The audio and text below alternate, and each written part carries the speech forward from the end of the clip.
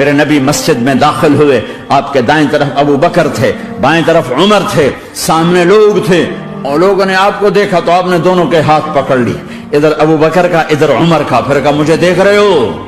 صحابہ نے یوں دیکھا، قیامت کے دن ہم تینوں ایسے اٹھائے جائیں گے کہ میرے دائیں طرف ابو بکر ہوگا اور بائیں طرف عمر ہوگا۔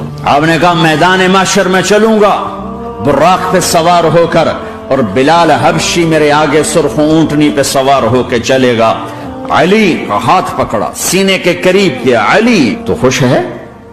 جنت میں تیرا گھر میرے گھر کے سامنے ہوگا۔ عثمان، جنت میں ہر نبی کا ایک ساتھی میرا ساتھی عثمان ہے۔